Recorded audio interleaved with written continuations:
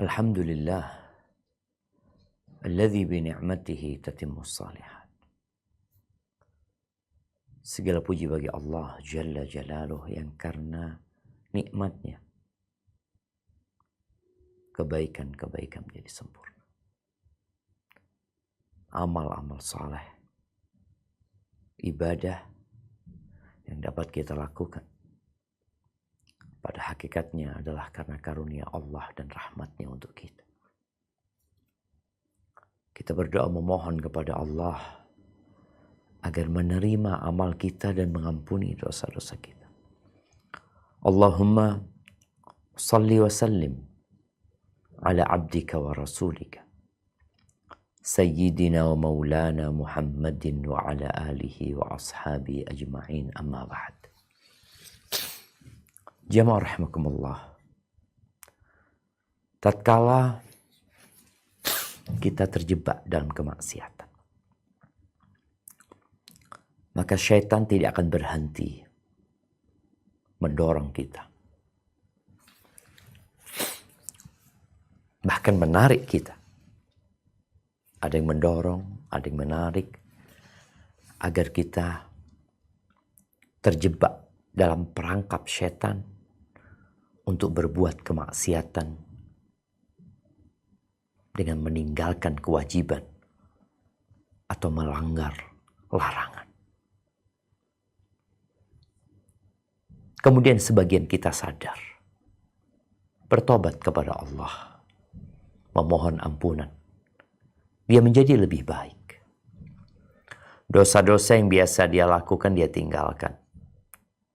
Ketaatan-ketaatan, kewajiban-kewajiban yang dulu dia tinggalkan, sekarang dia kerjakan. Tapi apakah kemudian syaitan berhenti menggoda manusia? Tidak. Syaitan tidak pernah berhenti. Dan dia tidak pernah putus asa. Nggak ada kata pesimis dalam kamus syaitan. Dia nggak pernah tidur siang. Dia terus berusaha dan berupaya untuk menyesatkan manusia dengan segala cara. Apabila orang ini adalah orang yang taat kepada Allah Azza wa Jalla, maka tentunya syaitan memiliki strategi lain. Bagaimana supaya amalan orang ini tidak diterima? Kalau dulu bagaimana orang itu tidak beramal? Bagaimana dia tidak sholat? Bagaimana dia tidak membaca Al-Quran? Bagaimana dia tidak berpuasa? Tatkala orang ini sholat, tatkala orang ini puasa, tatkala orang ini berangkat umroh, tatkala orang ini berangkat haji, tatkala orang ini hafal Al-Quran, maka syaitan punya strategi lain. Bagaimana supaya orang ini tetap beramal tapi tidak diterima amalan? Ini adalah kerugian besar. Bagaimana sebagian kita merasa sudah soleh, merasa sudah banyak amalannya, tapi ternyata kala dia dibangkitkan pada hari kiamat, gugur semua amalan. Di dalam hadis yang diriwayatkan oleh Al-Baihaqi rahimahullahu ta'ala, disebutkan bahwa Rasulullah sallallahu alaihi wasallam bersabda, "Thalathun muhlikat." Thalath. Ada 3 perkara yang membinasakan manusia. Yang pertama, syuhun muta'. Syuh. Kekikiran yang dibarengi ambisi. Yang ditaati. Kita semua punya kecintaan kepada harta. Kita semua memiliki kecondongan kepada dunia. Tapi kita diperintahkan untuk memerangi. Sehingga orang dipaksa untuk bersedekah, mengeluarkan uangnya untuk berangkat umroh.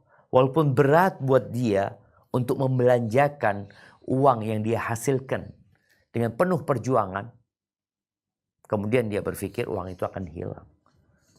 Maka berapa banyak orang yang bakhil, orang yang kikir.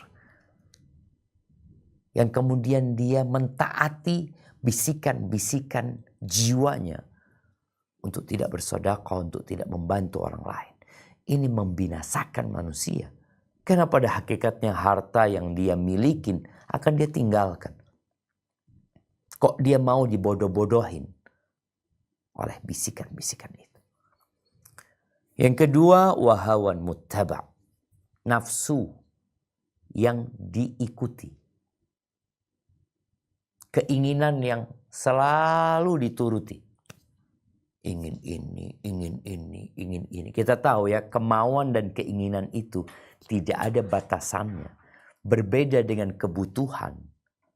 Tatkala kita membutuhkan sesuatu, maka satu saat kebutuhan itu akan terpenuhi. Tapi keinginan nggak pernah terpenuhi. Akan ada kemauan yang baru, kemauan selanjutnya. Orang ingin handphone, iya, butuh. Ada yang butuh, ada yang ingin. Keinginan itu kalau diikutin setiap kali ada model baru keluar, dia akan ganti. Bukan karena kebutuhan, tapi karena keinginan. Tidak semua yang kita mau ya harus kita turutin. Kalau kita nurutin terus, maka kita akan diperbudak oleh keinginan itu.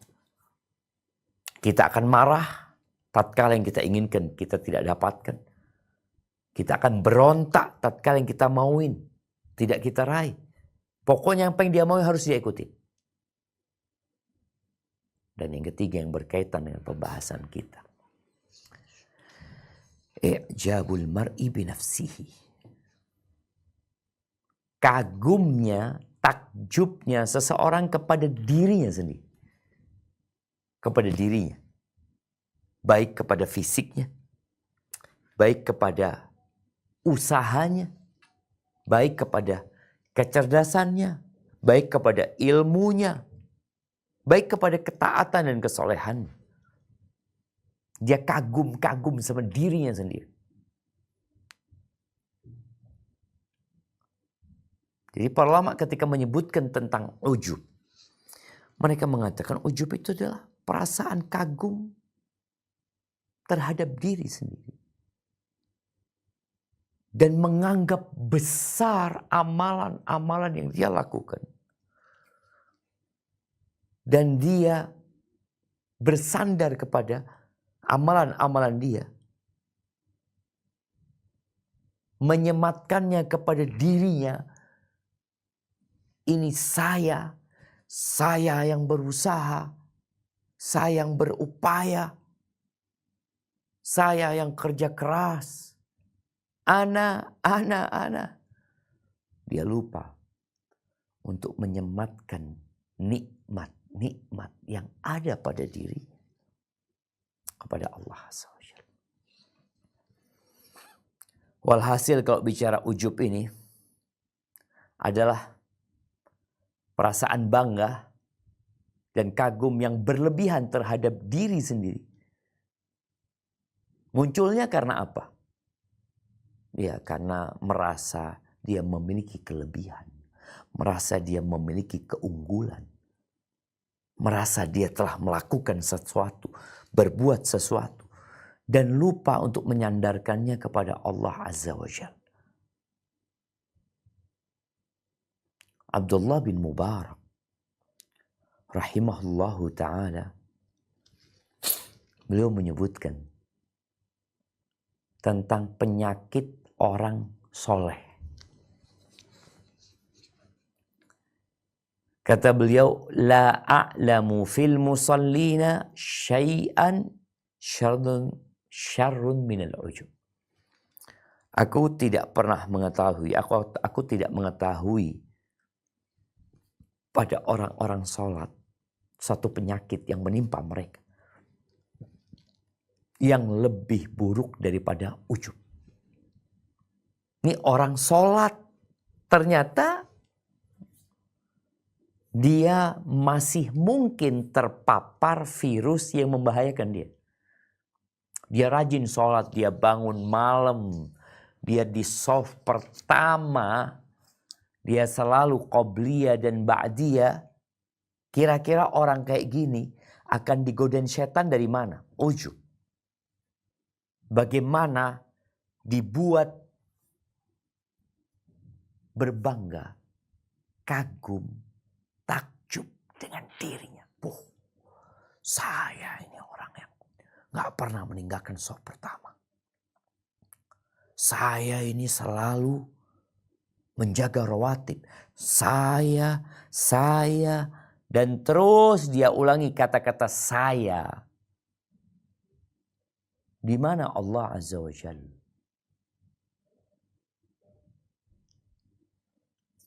Di dalam hadis yang diriwayatkan Imam Bukhari dan Muslim, Rasulullah sallallahu alaihi wasallam menceritakan bainama rajulun yamshi fi hullatin, ketika ada seorang yang sedang berjalan menggunakan pakaian satu stel, tu'jibu nafsuhu. Pakaian itu membuat dirinya takjub. Oh, emang nggak boleh pakai baju bagus? Boleh. Mau pakai mobil bagus? Boleh. Ada beda ya antara sombong sama ujub. Sombong itu biasanya akan merendahkan orang lain. Iya. Kata Nabi SAW, sombong itu batarul haq wa ghamtun nas. Dia menolak kebenaran dan meremehkan orang. Adapun yang berkaitan dengan ujub ini cuma sama dirinya sendiri. Dia mungkin di rumahnya gak ada orang yang ngelihat. Itu perasaan di diri dia. Ini orang lagi pakai baju, bukan dia menyombongkan diri sama orang. Tidak. Tu'jibu nafsuhu. Pakaian yang dia pakai membuat dirinya takjub. Murajjilun jummatahu. Rambutnya ya, yang sudah disisir, yang panjang, yang membuat dirinya semakin tampan. Idza khasafallahu bihi. Tahu-tahu Allah benamkan dia di bumi. Allah bukakan itu bumi, dia tenggelam di bumi. Fahuwa yatajaljalu ila yaumil qiyamah. Maka dia di sana menggerak-gerakkan kakinya, tangannya sampai hari kiamat. Apa sebabnya? Ujub. Kagum sama diri sendiri. Lupa kalau yang ngasih itu Allah loh. Yang ngasih itu baju, yang membuat engkau tampan, yang membuat dirimu pintar, yang membuat engkau sukses. Siapa? Usaha. Engkau mau mengatakan seperti Qarun, bagaimana tatkala dia diperintahkan untuk berbuat baik kepada manusia, untuk menolong orang lain dengan hartanya, untuk mencari akhirat dengan apa yang Allah berikan kepada dia. Dia mengatakan innama utituhu ala ilmin indi. Aku bisa seperti ini. Aku mendapatkan harta yang banyak ini. Oh, karena ilmu yang diberikan kepada aku. Nggak ada Allah yang dia sebutkan. Nggak ada. Dirinya. Usahanya. Ilmu pengetahuannya. Kecerdasannya. Ahibati fillah. Al-Qurtubi mengatakan tentang i'jabur rajul binafsi, tentang seorang yang kagum sama dirinya. Ini orang memperhatikan dirinya, memandang kepada dirinya dengan kacamata kesempurnaan. Dia melihat dirinya sempurna. Dan dia lupa dengan nikmat yang Allah berikan kepada dia. Dia memandang dirinya sempurna. Dia lupa bahwa nikmat itu dari Allah. Kalau ditambah lagi dia meremehkan orang lain, itu jadinya sombong. Kalau enggak, ya sekedar ujub saja. Ahibati fillah. Kenapa setiap selesai sholat kita itu istighfar ya? Istighfar kita selesai sholat. Kita mengatakan astaghfirullah. Astaghfirullah. Astaghfirullah, yang artinya aku memohon ampun kepada Allah. Aku memohon ampunan kepada Allah. Loh, kamu habis ngapain kok minta ampun? Emangnya kamu habis berbuat dosa? Enggak. Habis sholat. Habis melaksanakan rukun Islam. Habis menjalankan ibadah yang dicintain Allah. Engkau istighfar. Ya. Agar engkau gak ujub. Sampai sholatmu itu. Kalau bukan karena bantuan Allah gak akan selesai. Dan ada banyak kekurangan di dirimu. Dalam pelaksanaan itu sholat.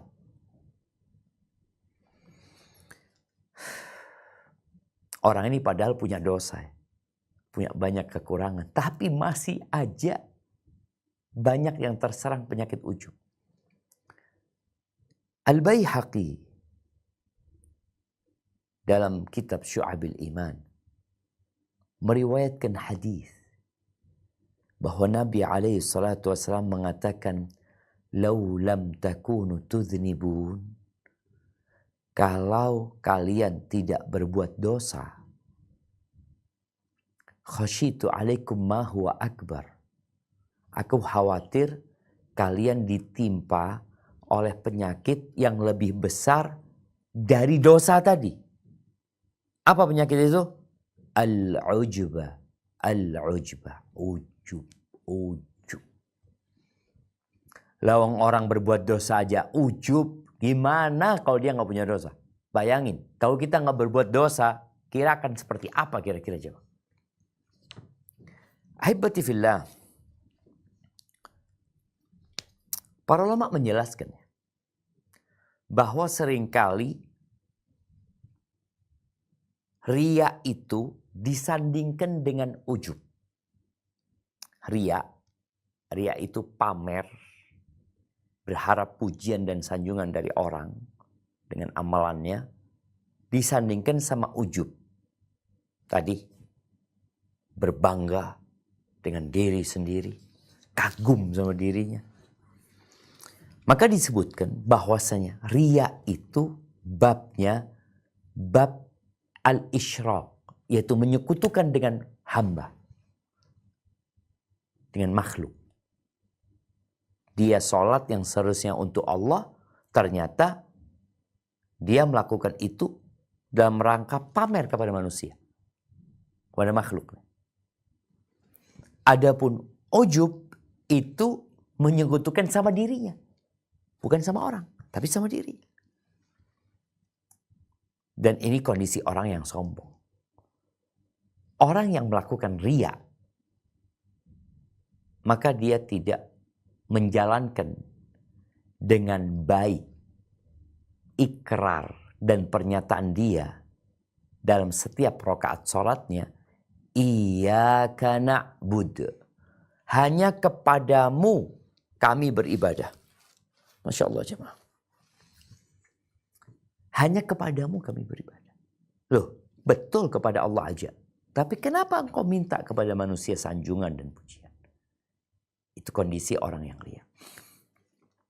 Dan orang yang takjub sama dirinya, yang kagum sama dirinya, maka dia tidak mewujudkan firman Allah, wa iyyaka nasta'in.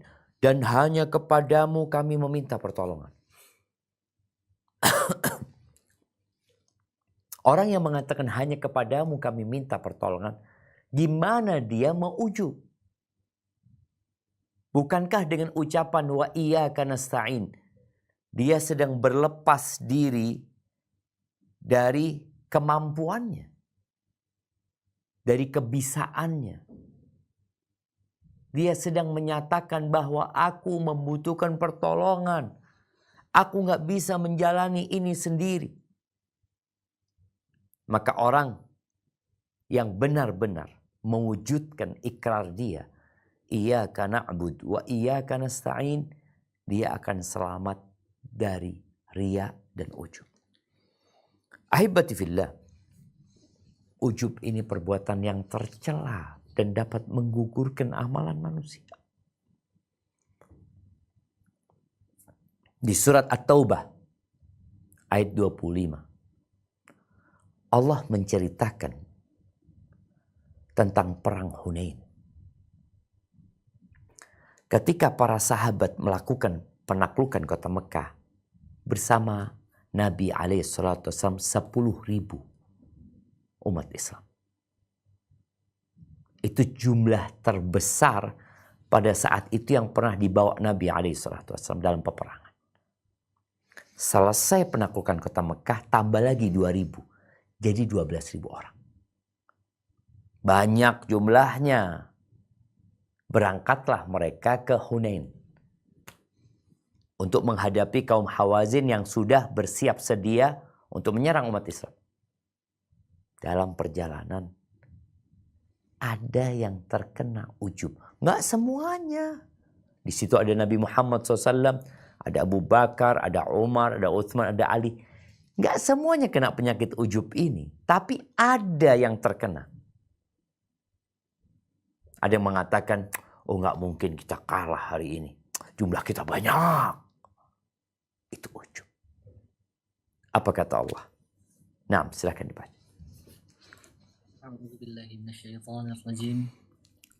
لقد نصركم الله في مواطن كثيرة ويوم حنين إذ أعجبتكم كثرتكم فلم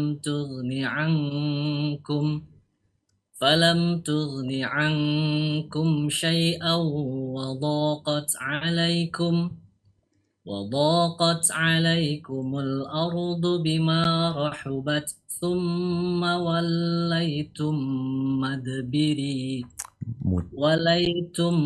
مدبرين.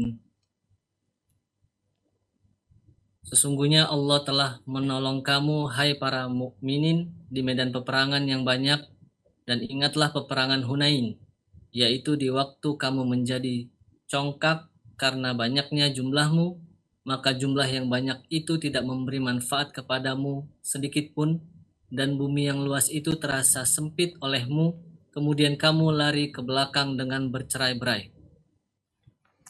Allahu Akbar jemaah. Nah, Yaum Hunain Allah sebutkan. Allah telah menolong kalian di peristiwa-peristiwa di tempat-tempat yang banyak sekali. Siapa yang nolong? Allah. Perang Badar kalian menang, tuh Allah yang memenangkan.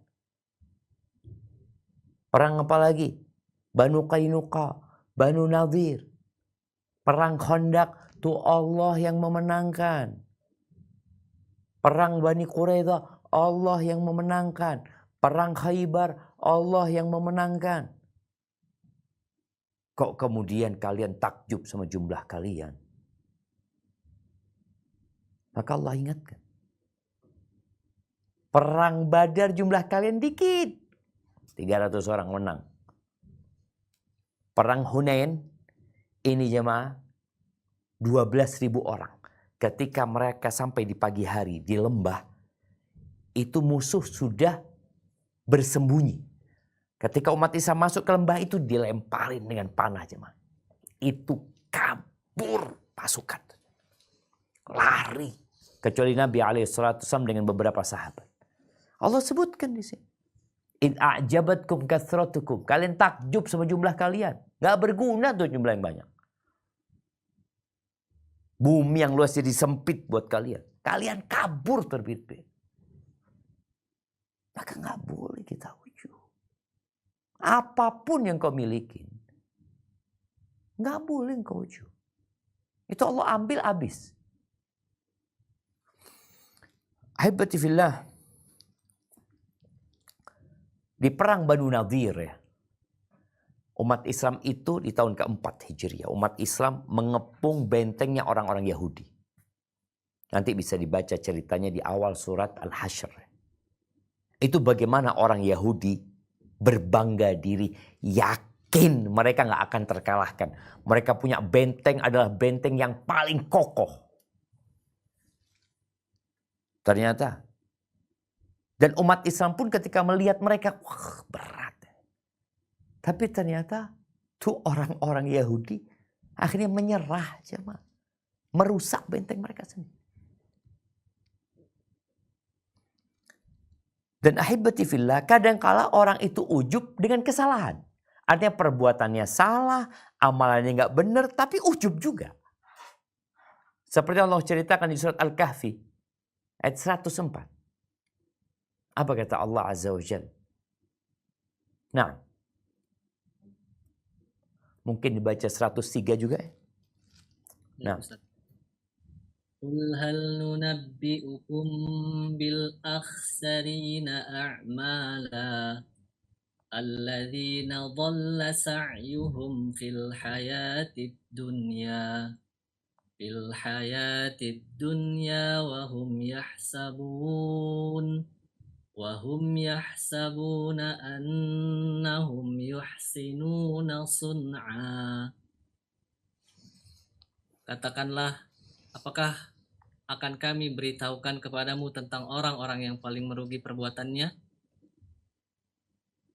yaitu orang-orang yang telah sia-sia perbuatannya dalam kehidupan dunia ini, sedangkan mereka menyangka bahwa mereka berbuat sebaik-baiknya. Lihat, ini orang salah ujub lagi.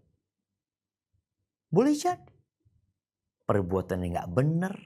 Yang benar aja kalau ujub itu akan ditolak. Bagaimana dengan yang salah ujub?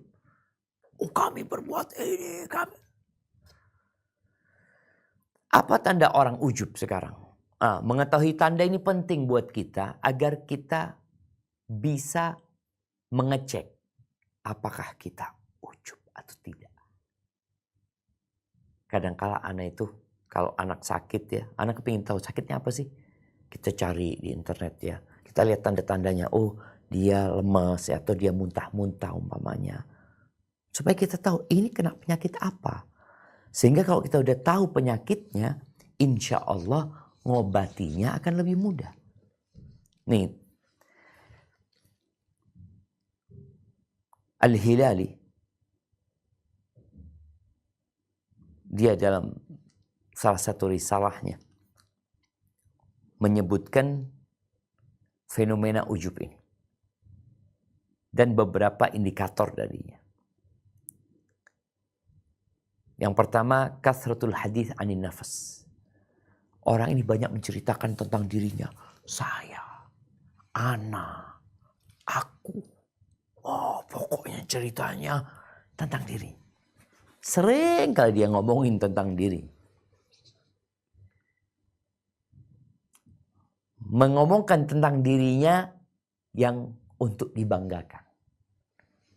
Tapi ada orang cerita tentang dirinya, aku dulu banyak dosa ya Allah, mudah-mudahan diampuni sama Allah. Dia cerita tentang mobilnya, rumahnya, usahanya, ilmunya. Yang kedua, dia meminta jabatan. Meminta satu kedudukan. Menawarkan diri ke sana. Emangnya nggak boleh? Boleh. Boleh aja. Ketika memang engkau berkompeten di sana dan engkau dibutuhkan. Tapi kadang-kadang ini enggak. Orang ini nawarkan diri. Karena dia merasa, oh dia punya skill di sana gitu. Baik. Tidak selalu orang yang menawarkan diri ujub, enggak. Tapi kita perlu melihat, kalau anak seperti itu kira-kira anak ini ujub sama diri anak. Anak merasa yang terbaik di antara mereka semua. Nabi Yusuf menawarkan diri. Ij'alni ala khazainil ard. Jadikan aku pejabat yang ngurusin hasil-hasil bumi. Karena beliau mampu untuk melakukan itu. Kemudian orang yang ujub ini biasanya sulit untuk mendengarkan dari orang lain. Sulit untuk dikasih nasihat. Sulit untuk dikasih masukan. Kalau engkau seorang pemimpin di sebuah lembaga, di sebuah perusahaan, biasanya kan ada masukan dari anak buah, ya, kemudian ada masukan dari junior. Bagaimana sikapmu pada waktu itu? Ketika engkau nggak mau dengar dari orang lain, nasihat juga nggak mau. Oh, ini biasanya ya engkau terserang penyakit ujub. Tandanya juga merendahkan orang lain. Tadi orang ini nggak mau menerima karena dia merasa dirinya sempurna. Ide dia adalah ide yang paling cemerlang, yang akan mengantarkan kepada kegemilangan. Adapun orang-orang, aduh apalah, nggak ngerti apa-apa orang itu. Kemudian orang yang ujub ini biasanya suka mengungkit pemberian. Aku pernah ngasih, membantu ini itu. Hati-hati loh. Belum tentu diterima yang kau kasih. Belum tentu. Kadang-kala orang ini udah ngasih dikit, ujub lagi. Kemudian sering mimpi di siang bolong. Karena dia membanggakan dirinya. Mimpi di siang bolong dengan menunjukkan dia adalah orang yang terkenal, yang populer. Yaitu beberapa indikator orang itu ujub. Sulit bergaul sama orang juga kadang-kala. Karena dia merasa aku lebih tinggi dari engkau gitu. Engkau tuh siapa? Aku nih ustadz. Aku punya masa. Lupa kalau dia pendosa. Pendosa. Engkau sama loh sama semua orang itu tercipta dari tanah. Dan engkau sama-sama berbuat dosa. Cuma Allah menutupi dosamu. Maka kadang-kala orang yang menyebabkan tadi ada ujub di dirinya, akhirnya dia mudah meremehkan orang lain, memaki orang lain, memperolok-olok orang lain. Karena dia merasa aku lebih dari engkau. Nah kalau sudah lebih dari engkau, itu nanti jadinya sombong. Tapi kalau sekedar dia ujub sama dirinya, berbangga dengan dirinya, maka ini ujub. Cara mengobatin. Nah, kita sudah berada di penghujung acara nih. Bagaimana setelah kita tahu bahwa diri kita terpapar itu penyakit, ini penyakit hati, tapi biasanya nampak nanti di lisan. Ngomongnya orang itu akan kelihatan, kayaknya orang ini ujub. Kita pun juga bisa mengecek diri kita. Kenapa? Karena lisan ini gayungnya hati. Jadi apa yang di hati diambil sama lisan kemudian dikeluarkan.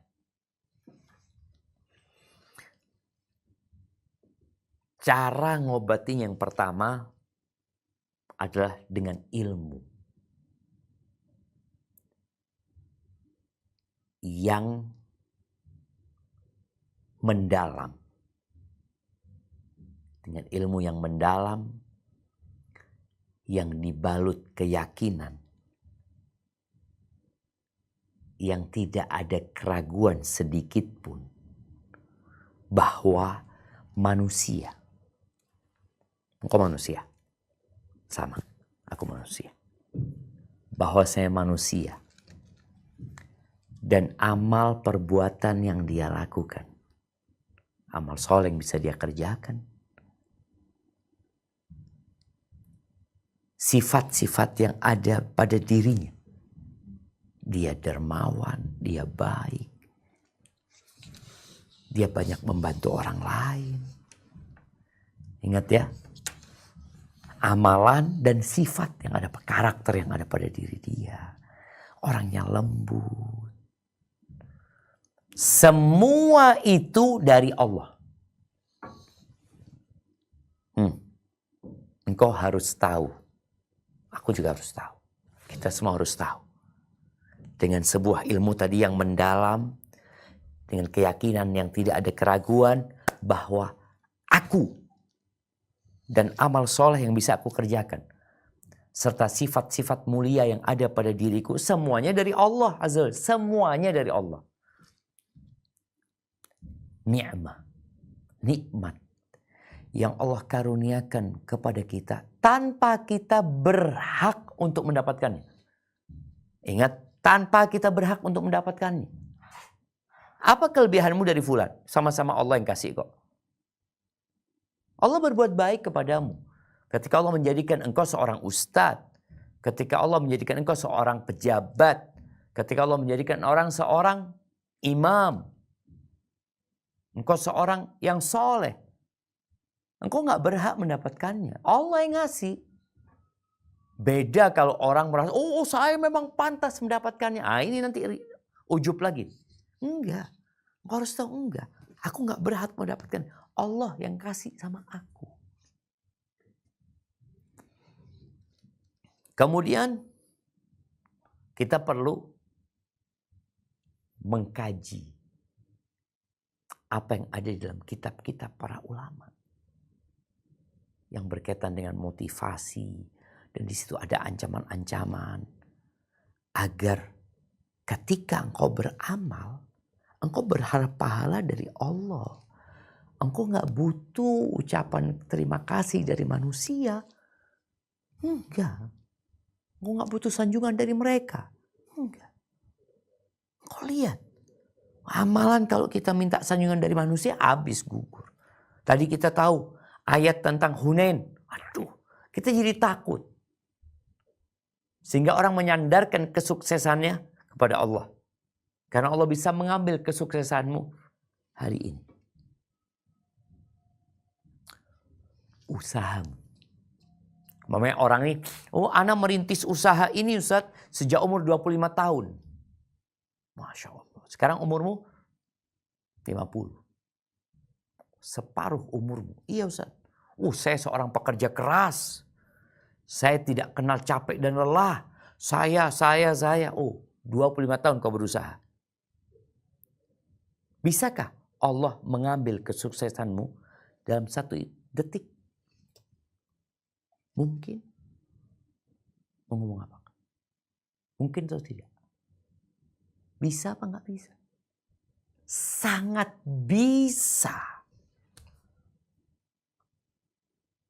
Ketika Allah kirimkan tsunami, antum lihat. Yang dibangun oleh manusia puluhan tahun. Mobil yang dibeli dengan menabung bertahun-tahun hanyut. Manusianya mati. Meninggalkan semua kesuksesan dia. Kemudian ketika engkau tahu itu, engkau tahu semuanya dari Allah. Engkau tahu dia segala usahamu itu kalau Allah mau ambil, Allah ambil. Sehingga engkau bergembira itu bukan dengan kesuksesan. Bergembira bukan dengan usaha. Tapi engkau bergembira karena mendapatkan nikmat Allah. Engkau akan mengatakan seperti Nabi Sulaiman ketika berkata, hadza min fadli rabbi. Ini karunia dari Tuhanku. Liyabluwani aashkur am akfur. Agar menguji aku, apakah aku bersyukur atau aku kufur. Makanya Nabi Sulaiman ketika mendapatkan nikmat, jangan ditanya ya, nggak ada kerajaan yang seperti kerajaan Nabi Sulaiman. Tidak akan pernah ada lagi. Nabi Sulaiman mengatakan, Rabbi auzi'ni an ashkura ni'mataka allati an'amta alayya wa ala walidayya. Ya Allah, bantulah aku ya Allah untuk dapat mensyukuri nikmat yang kau berikan kepada aku dan kepada kedua orang tuaku. Jadi orang ketika punya ilmu dan dia tahu semuanya dari Allah, semuanya adalah nikmat yang Allah berikan, dan dia tahu dengan ancaman-ancaman buat orang yang ujub, maka dia akan menyandarkan nikmat itu. Alhamdulillah. Kemudian orang yang seperti ini akan malu sama Allah. Karena dosa-dosa dia. Karena kurangnya kesempurnaan dia dalam beramal. Sehingga dia takut amalannya tidak diterima. Tidak menyebabkan dia ujub. Dia tahu semuanya dari Allah. Dia tahu dengan ancaman-ancaman buat orang-orang yang ujub. Dia tahu semuanya kalau Allah mau ambil, Allah ambil. Oke, dia memang punya amal soleh. Tapi dia tahu ini dari Allah. Dan aku punya banyak kekurangan. Maka yang ada bukan ujub. Yang ada takut tidak diterima dan berharap diterima. Apa kata Allah di surat Al-Mu'minun ayat 60? Coba kita baca. Nah, walladzina yu'tuna ma ataw wa qulubuhum wajilatun annahum ila rabbihim raji'un. Dan orang-orang yang memberikan apa yang telah mereka berikan dengan hati yang takut karena mereka tahu bahwa sesungguhnya mereka akan kembali kepada Tuhan mereka. Subhanallah jemaah. Aisyah bertanya kepada Nabi SAW tentang ayat yang baru saja kita dengar. Ya Rasulullah, walladzina yu'tuna ma ataw wa qulubuhum wajilah. Itu orang yang berbuat, yang melakukan satu perbuatan. Mereka memberikan apa yang mereka berikan. Lalu hati mereka takut. Hati mereka takut, bergetar, cemas. Ahuwa alladhi yazni. Apakah maksudnya dengan ayat ini adalah orang yang berzina? Wa yashrabul khamr. Orang yang minum khamr. Wa yasrik, dan mencuri. Apa kata Nabi SAW? La yabnata Siddiq. Enggak, wahai putrinya Siddiq. Enggak. Walakinnahu rajulun. Tapi yang dimaksud dengan ayat tadi itu adalah seorang laki-laki. Adalah seorang manusia. Yasum. Wa yusalli wa yatasaddaq. Dia adalah orang yang rajin puasa. Rajin sholat. Rajin bersedekah. Wa yakhafu an la yuqbala min. Dan dia takut tidak diterima. Takut tidak diterima. Jadi subhanallah, kalau kita melihat para sahabat Nabi yang dijamin masuk surga, 10 sahabat yang dijamin masuk surga, adakah di antara mereka yang kemudian berbangga diri dengan amalannya? Yang ada mereka semakin takut. Doanya terus memohon ampun kepada Allah Azza wa Jalla. Abu Bakar mengeluarkan lidahnya mengatakan, hadzal ladzi awradanil mawarid. Ini yang mengatakan aku kepada kebinasaan. Takut dia. Doanya, Allahumma inni zalamtu nafsi zulman katsira. Ya Allah, sesungguhnya aku menzalimin diriku dengan kezaliman yang banyak.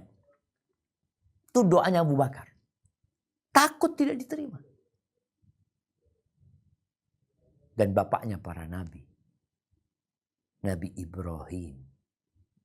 Beliau membangun Ka'bah. Apakah dengan beliau membangun Ka'bah membanggakan diri? Ini hasilku, ini pembangunanku.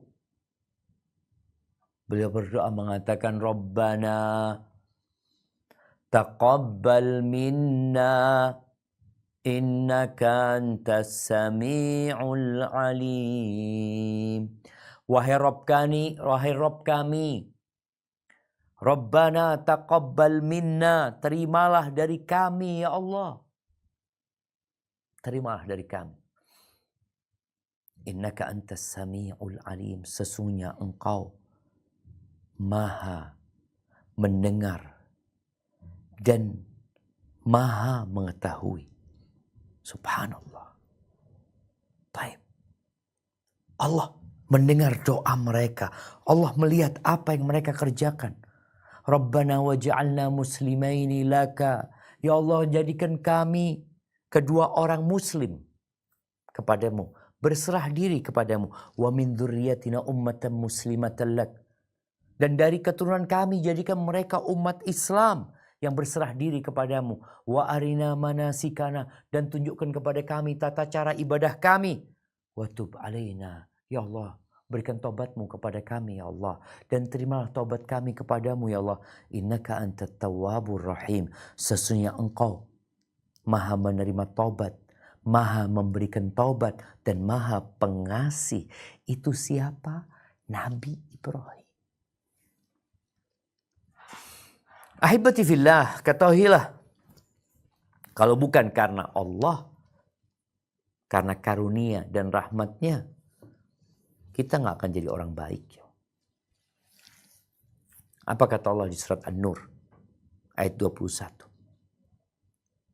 Nah, A'udzu billahi minasyaitonir rajim. Ya ayyuhalladzina amanu la tattabi'u khutuwatis alhamdulillah. syaitan. ومن يتبع خطوات الشيطان فإنه يأمر بالفحشاء والمنكر ولولا فضل الله عليكم ورحمته ما زكى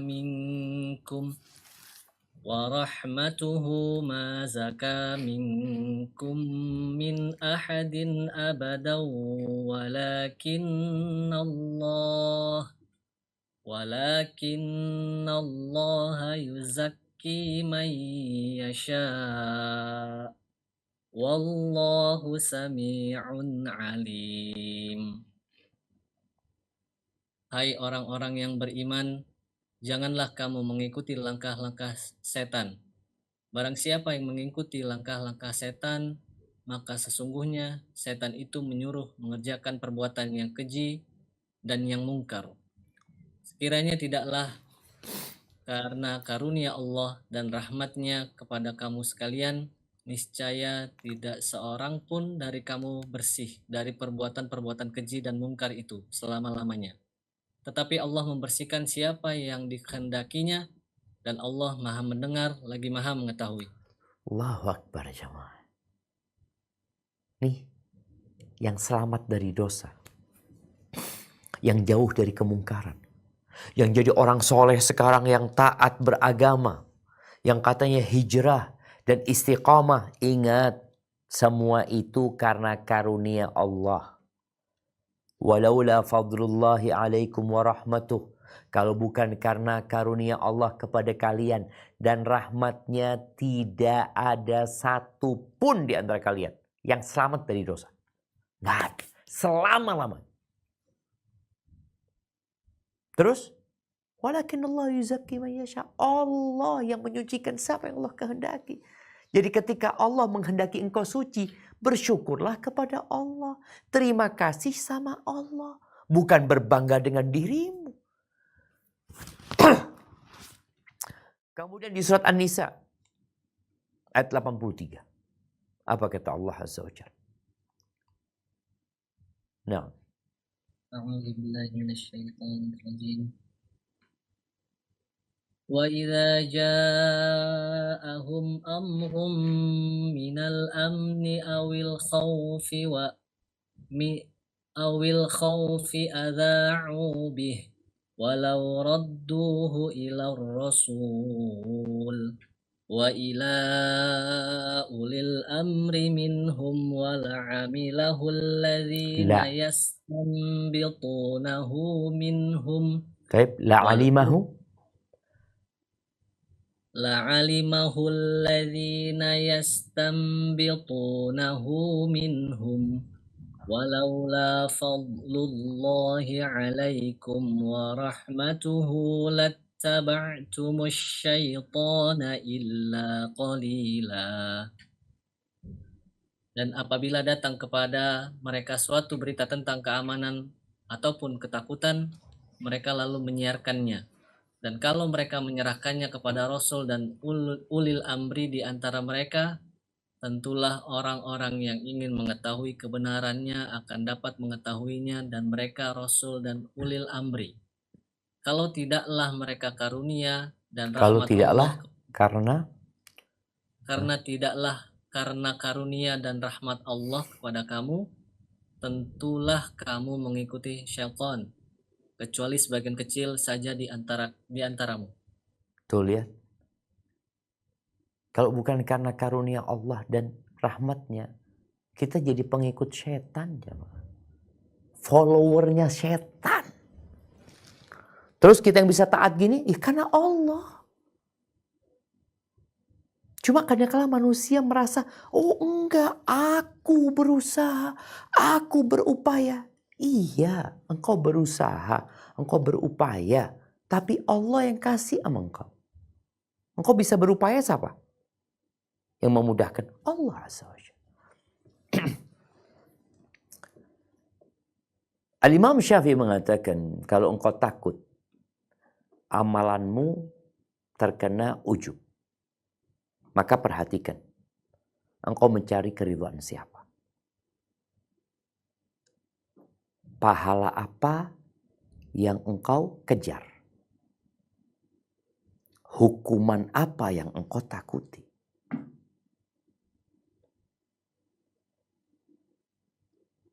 Kesembuhan apa yang kau syukuri? Bala apa yang kau ingat? Kalau engkau memikirkan salah satu dari pertanyaan-pertanyaan tadi, maka amalanmu akan terasa kecil. Kau gak akan ujub. Engkau lihat nikmat yang Allah berikan kepadamu. Udah engkau syukuri. Engkau dikasih tubuh, mata, telinga, hidung, mulut, jantung, hati, tangan, kaki. Engkau dikasih siapa itu semua? Engkau lihat dari balak-balak, engkau diselamatkan. Dan katakan engkau melihat ada banyak petaka-petaka. Dan engkau selamat. Ayolah, jangan merasa amalanmu itu udah sangat hebat. Maka ahibati fillah, selalu ingat dengan nikmat Allah, dengan rahmat dan karunia-Nya, itu membuat orang tidak ujub. Mengingat dosa-dosa yang dilakukan, jangan fokus dengan ketaatanmu. Ingat engkau pendosa, yakin engkau pendosa. Aku juga pendosa. Kita semua pendosa. Yakin ya. Kullu bani Adam khata'. Sehingga ketika orang ingat dengan nikmat-nikmat Allah, lalu dia ingat dengan dosa-dosa dia yang lakukan, maka dia akan bersyukur kepada Allah. Dan dia akan takut nikmat itu diambil sama Allah Azza wa Jalla. Dan engkau lihatlah kepada orang-orang fasik, orang-orang kafir yang dicabut nikmat iman dari mereka. Nikmat ketaatan dari mereka. Kemudian engkau lihat kepada orang-orang yang terkena musibah, kecelakaan, yang akhirnya dia kehilangan kedua kakinya, kedua matanya, yang akhirnya hidup cacat. Maka engkau akan bersyukur kepada Allah dan tidak akan ujub. Dan bagaimana nikmat yang Allah berikan bisa kita gunakan dalam ketaatan. Bagaimana kecerdasanmu, kehebatanmu, keterampilanmu, keahlianmu digunakan dalam rangka mencari keridhaan Allah, memberikan manfaat kepada manusia. Dan udah gak usah sibuk sama omongan orang. Gak usah. Ada orang yang memujimu, alhamdulillah. Ada orang mencelamu, gak ada urusan. Karena engkau berbuat untuk Allah Azza wa Jalla. Hadza wallahu a'lam bishawab. Itu mungkin dapat kita kaji pada kesempatan kali ini. Semoga Allah menyelamatkan kita dari semua penyakit hati, penyakit jiwa. Yang salah satunya adalah al-ujub. Mungkin kita masuk ke sesi yang tanya jawab. Anda kembalikan ke moderator. Jazakumullah khair. Alhamdulillah. Setelah kita simak bersama penyampaian materi kajian hari ini yang disampaikan oleh Ustadz Syafiq Riza Basalamah. Baik Ustadz, sesi selanjutnya adalah sesi tanya jawab. Izin menyampaikan kembali bagi para jamaah atau peserta kajian yang ingin bertanya secara langsung dapat menggunakan fitur raise hand atau bisa melalui fitur room chat. Baik, pertanyaan pertama Ustadz, kita coba dari room chat Ustadz. Bismillahirrahmanirrahim. Assalamualaikum warahmatullahi wabarakatuh. Semoga Waalaikumsalam. Ustadz, tim, dan kaum muslimin selalu dirahmati Allah Subhanahu wa Ta'ala. Amin. Ustadz, izin bertanya, perbedaan antara riya, ujub, dan sombong, Ustadz. Masya Allah. Jazakallah khairan. Barakallahu fikum. Naam. Iya, tadi sebenarnya udah disinggung.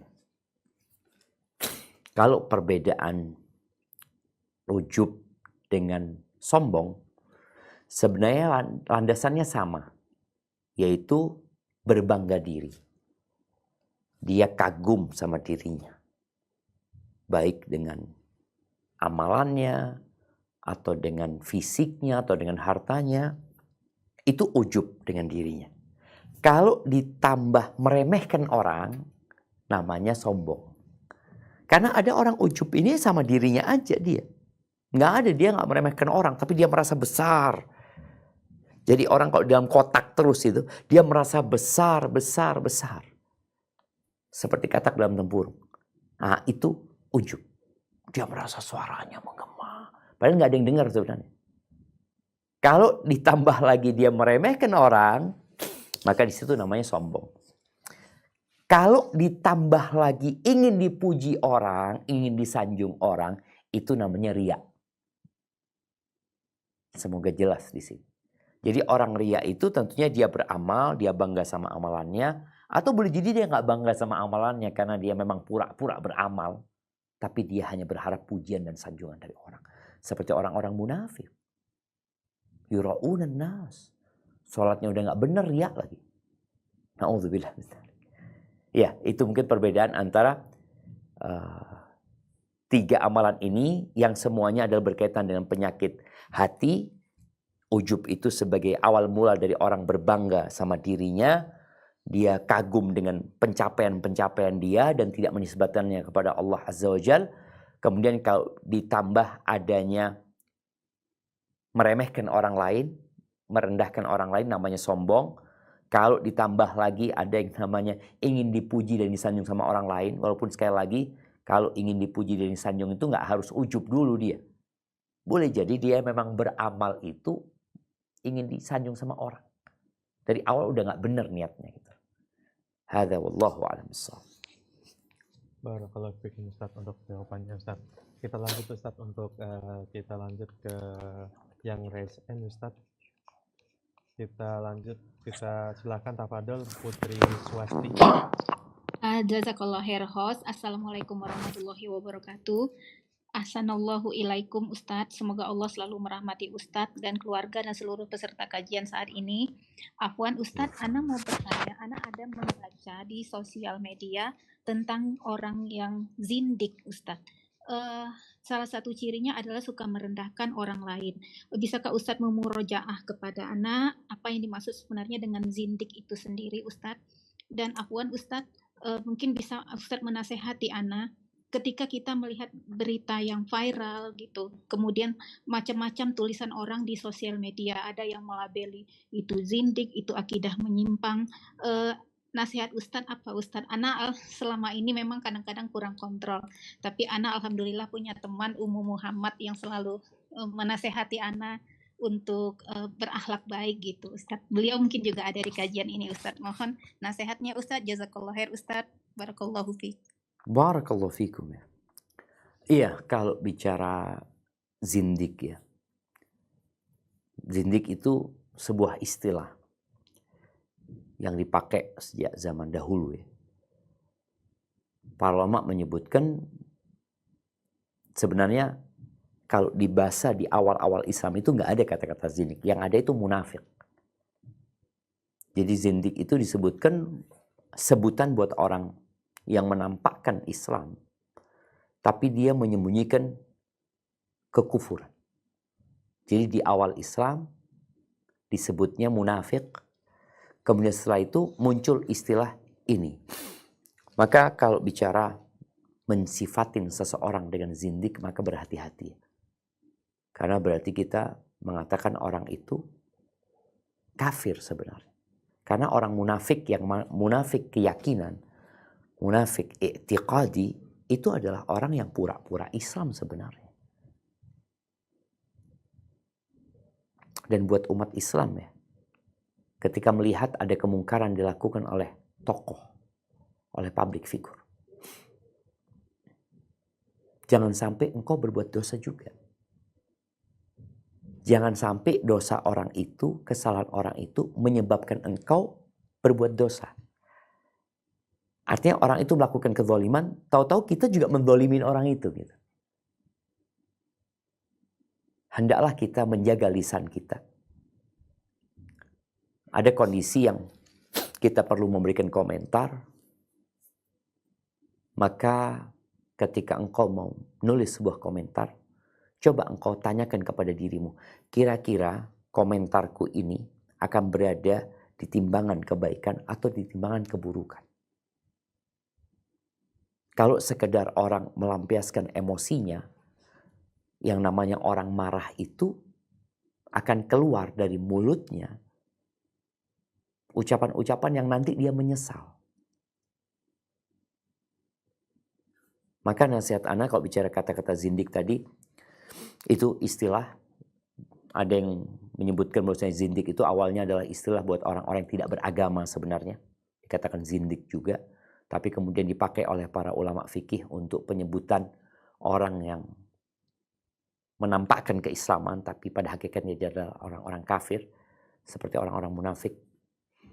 Adapun kalau bicara menyikapi hal-hal yang viral itu tadi, hendaklah kita menjaga lisan kita, menjaga tulisan kita, jangan dosa orang yang kemudian kita terjebak dalam dosa juga. Kita tahu kita tidak perlu mengejek, meremehkan orang lain. Kalau ada orang yang berbuat dosa, jamaah, terjebak dalam perbuatan dosa, yang pertama engkau harus lakukan adalah engkau berterima kasih sama Allah, bersyukur. Alhamdulillah aku tidak seperti itu ya Allah. Ya Allah, engkau selamatkan aku ya Allah. Dan semoga orang itu dikasih hidayah. Engkau doakan orang itu.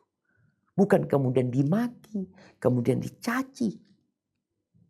Oke, ada orang-orang yang perlu dididik, dikasih adab. Oh silahkan. Tapi ketahuilah bahwasanya membalas makian dengan makian tidak menyelesaikan masalah. Kecuali kita dimaki-maki akhirnya.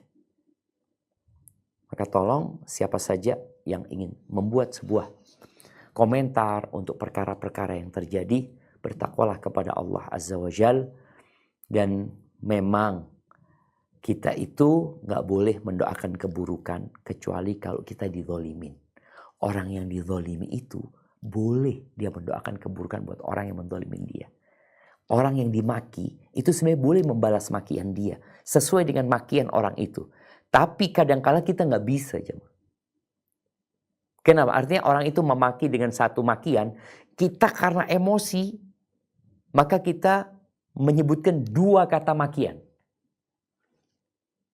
Yang awalnya kita yang dizolimin, kemudian kita terpancing, kita menyebutkan dua makian, satu lawan dua, berarti kita menzolimin dia. Yang awalnya impas 1 tambah 1. Atau 1 lawan 1. Tapi ketika antum dua kata makian, akhirnya kita berbuat dosa. Maka sekali lagi jemaah, kalau melihat ya, ada orang terpleset, tergelincir dalam perbuatan dosa, jangan antum menyoraki orang ini. Tapi doakan orang ini. Semoga Allah memberikan hidayah kepadanya. Orang yang memusuhi Islam.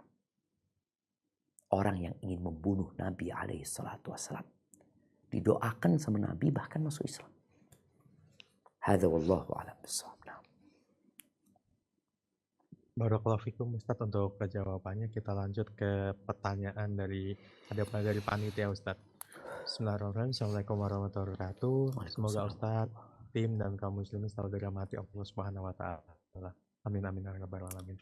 Ustadz, apakah ketika kita belum bisa melaksanakan perintah Allah karena lemahnya iman pada diri kita baik dalam Al-Qur'an atau sunnah, dan atau kita masih sesekali melakukan maksiat yang biasa kita lakukan sebelum bertaubat, padahal kita sudah bertaubat, apakah termasuk kategori sombong dalam melaksanakan perintah-perintah Allah?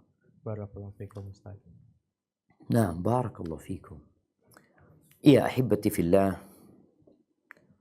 bicara sombong, Nabi SAW telah memberikan sebuah definisi yang dengannya mudah bagi kita untuk mendeteksi apakah kita termasuk sombong atau tidak. Nabi mengatakan SAW, al-kibru batarul haq wa ghamtun nas. Sombong itu menolak kebenaran dan meremehkan orang. Menolak. Iblis menolak ketika disuruh sujud kepada Nabi Adam. Dia menolak. Dia nggak mau. Kemudian dia ketika ditanya, ma mana'aka an tasjuda lima khalaqtu biyadayya. Ketika dia ditanya, apa yang menghalangimu untuk sujud terhadap makhluk yang aku ciptakan dengan kedua tanganku, kata Allah. Apa jawab iblis? Dia mengatakan, ana khairun minhu, aku lebih baik dari dia. Ini tadi perasaan ujub di diri dia. Dan kemudian membuat dia merendahkan orang lain. Merendahkan Adam alaihissalam. Kemudian membuat dia tidak mau nurut dengan perintah Allah azza wa jalla. Jadi kalau bicara, tatkala kita tidak melaksanakan perintah Allah, boleh jadi karena sombong, boleh jadi karena malas. Ada orang tidak sholat karena malas. Dia mau sholat. Tapi Allah, lagi gak enak badan. Banyaklah alasan dia. Tapi ada orang yang gak mau sholat karena sombong. Ada. Maka engkau termasuk yang mana? Engkau yang tahu sama dirimu. Adapun ketika seorang sudah bertobat, kemudian dia terjebak dalam dosa yang sama, yang sudah dia taubatin, maka itulah manusia. Maka segera engkau bertobat lagi. Bertobat lagi, bertobat lagi. Dan berusaha memohon kepada Allah agar dihindarkan dari perbuatan dosa. Hadza wallahu a'lam bissawab. Jazakallahu khairan untuk Ustadz untuk jawabannya. Ini mungkin ada sedikit pertanyaan yang beda dengan tema Ustadz. Bismillahirrahmanirrahim. Assalamualaikum warahmatullahi wabarakatuh. Ini untuk peserta yang sedang berusaha hijrah Ustadz, untuk akhwat dan ikhwan. Jadi dari akhwat ini ketika dia masih belum bisa menggunakan niqab, dia selama ini untuk pergi keluar itu menggunakan masker Ustadz. Terus dari ikhwan, ketika dia ingin pergi ke masjid Ustadz, dia ada bisikan seakan-akan takut jadi ria gitu Ustadz. Terus dia untuk ibadah keluar masjid ke masjid yang lain, dia tetap ada bisikan kalau jangan ke masjid gitu Ustadz. Mohon pencerahannya Ustadz untuk pertanyaan dari rekan kita yang pengen hijrah Ustadz. Masya Allah, barakallahu fiikum. Nah, berkaitan dengan yang pertama ya, ketika seorang sudah hijrah kemudian dia belum mau pakai niqab, karena memang niqab diperselisihkan antara wajib dan anjuran ya, tapi yang jelas itu sebuah anjuran, sebuah fadilah. Tapi tatkala seorang belum mampu untuk menjalankannya, kemudian dia menggunakan maskernya, insya Allah nggak masalah. Semoga Allah menguatkan imannya dan memberikan keistiqomahan kepada dirinya. Adapun kalau seorang ikhwan tadi yang dibisik-bisikin oleh setan agar dia nggak sholat ke masjid karena nanti riya, iya. Anda pernah ketemu dengan seseorang yang nggak pernah mau sholat di masjid.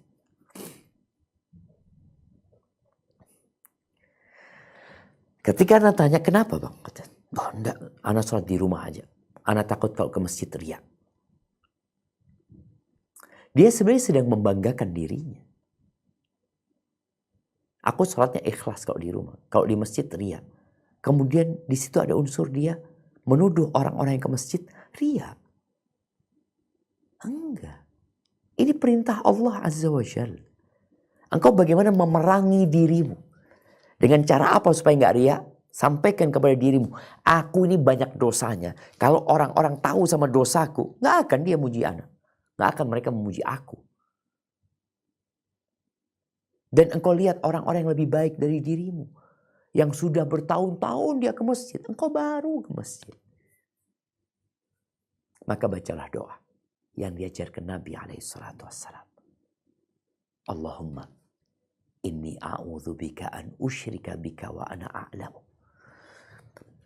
Ya Allah, aku berlindung kepadamu dari melakukan kesyirikan yang aku ketahui. Wa astaghfiruka lima la a'lam.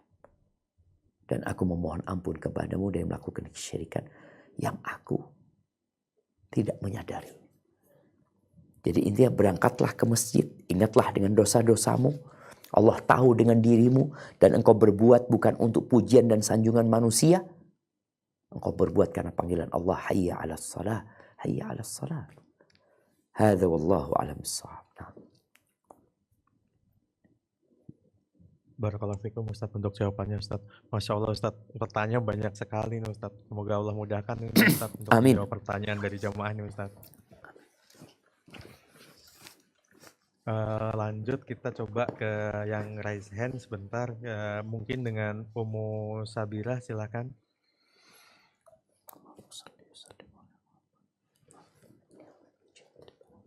Assalamualaikum warahmatullahi wabarakatuh. Assalamualaikum Waalaikumsalam warahmatullahi wabarakatuh. Nah, Allah merahmati Ustadz dan juga seluruh jamaah kajian. Afwan Ustadz, bagaimana caranya kita untuk selalu menghindari yang namanya penyakit hati? Ya, jujur saya takut banget yang namanya memiliki penyakit hati. Setiap melihat orang kadang tuh kayak ngerasa kok mereka bisa gitu ya dapetin itu. Tapi kayak kadang itu saya selalu berhusnuzon sama Allah, nanti ada masanya saya kayak gitu. Itu mohon nasihatnya Ustadz. nah, Nah, Masya Allah, barakallahu fikum. jazakallahu khairan. Ahibati fillah. Penyakit hati itu banyak. Di antaranya seperti yang disebutkan tadi, berkaitan dengan iri, dengan dengki. Kita melihat ada orang yang lebih dari kita, orang yang punya sesuatu yang tidak kita miliki, ya. Kemudian kita jadi ingin, ya. Bagaimana sikap kita sebenarnya? Allah Azza wa Jalla mengatakan, wala tatamannaw ma faddalallahu bihi ba'dakum 'ala ba'd. Kalian jangan berharap ya dengan nikmat yang Allah karuniakan kepada sebagian kalian lebih dari sebagian lainnya. Nah, kemudian apa sikap kita? Di ayat lain Allah mengatakan was'alullaha min fadli, minta sama Allah. Minta. Jadi gak perlu sibuk sama orang itu. Engkau melihat orang itu dikasih itu. Aku mau minta kepada yang punya langit dan bumi ini. Allah yang memberikan rizki kepada 8 miliar manusia ini. Engkau minta sama Allah. Jadi jangan sibuk dengan barangnya orang itu, dengan apa yang diberikan kepada orang, minta sama Allah Azza wa Jalla. Itu. Kemudian yang kedua, kita perlu belajar menundukkan pandangan mata. Melihat ke bawah. Kata Nabi alaihi salatu wassalam, unzuru ila man huwa asfala minkum. Lihatlah kepada yang di bawah kalian. Dalam urusan dunia ini. Lihatlah kepada yang di bawah kalian. Wala tanzuru ila man huwa fawqakum. Jangan lihat ke atas. Orang kalau jalan kemudian pandangannya ke atas, dia lupa di depan dia ada batu. Dia akan tersandung. Dia lupa ternyata di depan dia ada lubang, dia akan terperosok. Dia kalau melihat ke atas hidupnya menderita, yakin menderita. Kata Nabi SAW, fahuwa ajdaru an la tazdaru ni'matullah alaikum. Kalian kalau melakukan tadi, melihat ke bawah, nggak melihat ke atas, kalian akan hidup bahagia. Kalian tidak akan meremehkan nikmat yang Allah berikan kepada kalian. Kalian tidak akan menderita. Kemudian yang ketiga, ada wasiat Nabi kepada Abu Dzar radhiyallahu anhu. Apa kata Nabi SAW? Atau kata Abu Dzar menceritakan wasiat Nabi alaihi salatu wasallam kepadanya.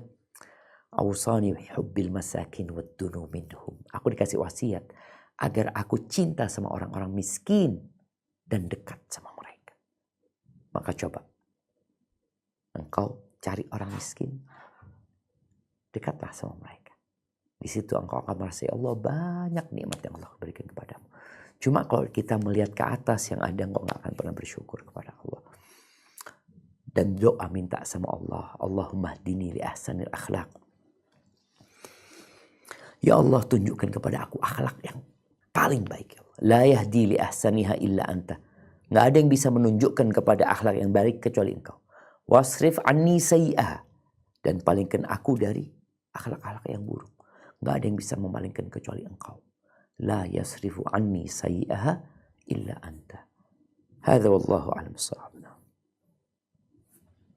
Jazakallahu khairan Ustaz untuk jawabannya. Kita lanjut Ustaz, ini mengenai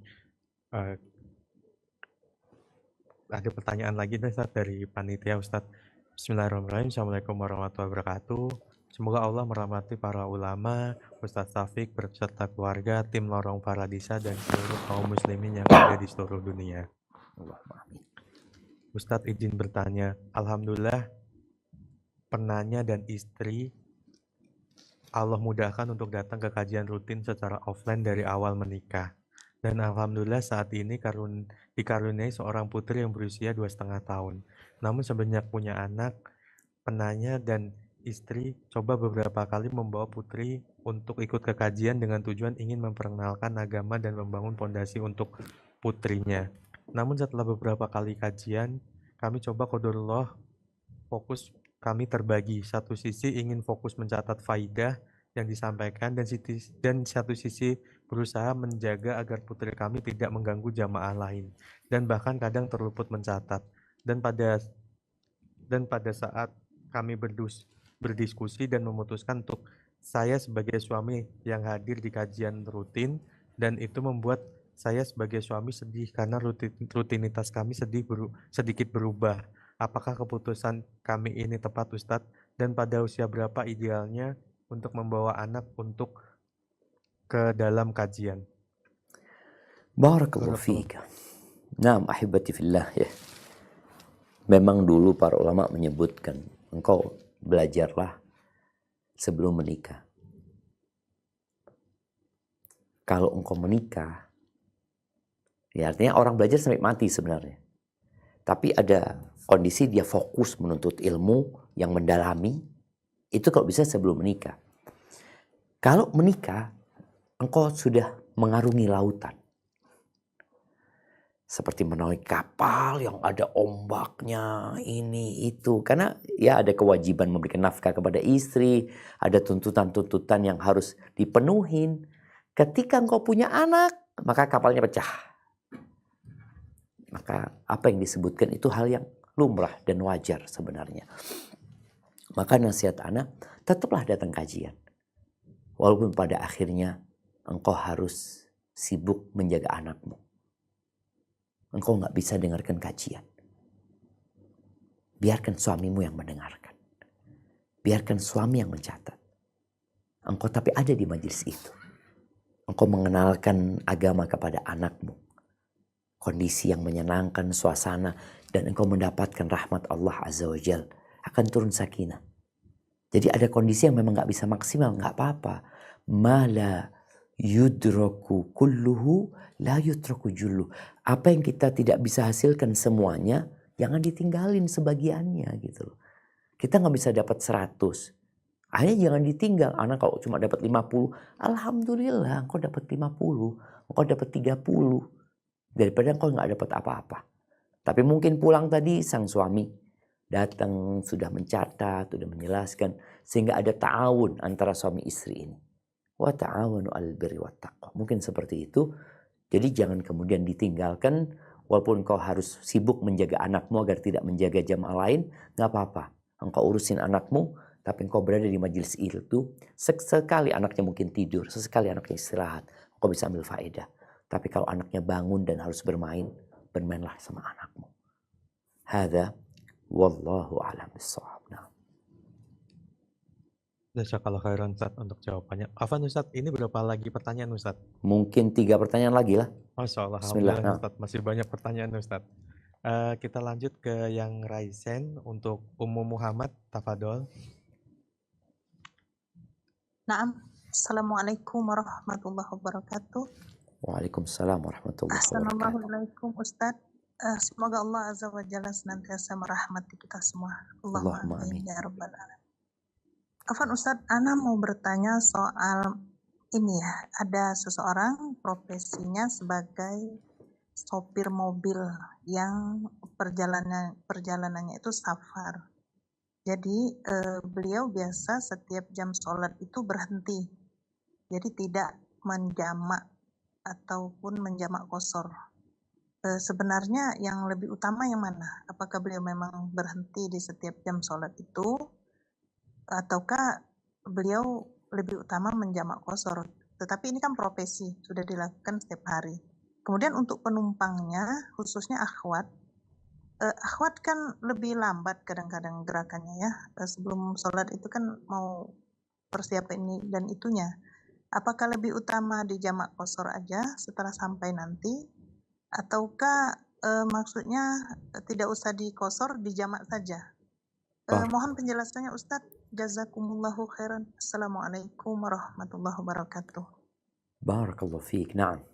Iya.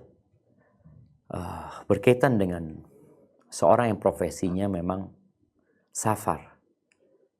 Artinya seperti supir bis ya, supir travel atau supir pesawat ya. Apapun yang dia harus melakukan perjalanan panjang, maka dia tetap sebagai musafir. Kecuali dia punya rumah di tempat tinggal yang selanjutnya. Maka dia ketika berangkat itu kampungnya, ketika sampai ke sana dia punya rumah juga di sana, maka itu kampungnya dia tinggal di dua negeri seperti itu.